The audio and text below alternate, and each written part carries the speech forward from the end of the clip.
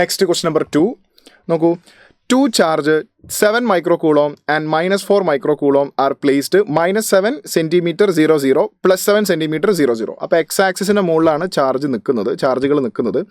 ആദ്യത്തെ charge -4 microcoulomb 7 microcoulomb and -4 microcoulomb are placed -7 and 00 +7 00. അപ്പോൾ ഇത് ഒറിജിൻ ആക്കി എടുക്കാം. അപ്പോൾ -7 എന്ന് പറയുമ്പോൾ ഹിയർ ഇറ്റ് ഇസ്, അവിടെ പ്ലേസ് ചെയ്ത ചാർജ് 7 microcoulomb ആണ്. +7 എന്ന് പറയുമ്പോൾ ഇവിടെ വരും, അവിടെ പ്ലേസ് ചെയ്തിരിക്കുന്ന ചാർജ് -4 microcoulomb ആണ്. അപ്പോൾ total distance between these 2 charge വരിക 14 cm വരും. നമുക്ക് വേണ്ടത് electrostatic potential energy of this configuration. So electrostatic potential energy U is equal to 1/4πε0 Q1 Q2 by R.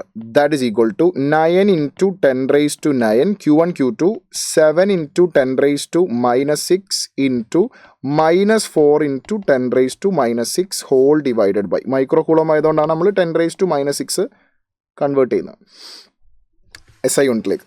Divided by 14 into സെൻറ്റിമീറ്ററിനെ മീറ്ററിലോട്ട് മാറ്റാൻ 10 raised to -2. അപ്പോൾ അവിടെ 7ഉം 14ഉം cut ചെയ്താൽ താഴെ 2 വരും. 2ഉം 4ഉം കട്ട് ചെയ്താൽ മുകളിൽ 2 വരും. 10 raised to -2 -6ഉം കട്ട് ചെയ്താൽ -4, -4ഉം -6ഉം -10 വരും. -10ഉം 9ഉം കട്ട് ചെയ്താൽ നമുക്കിവിടെ ഒരു -1 വരും അല്ലേ.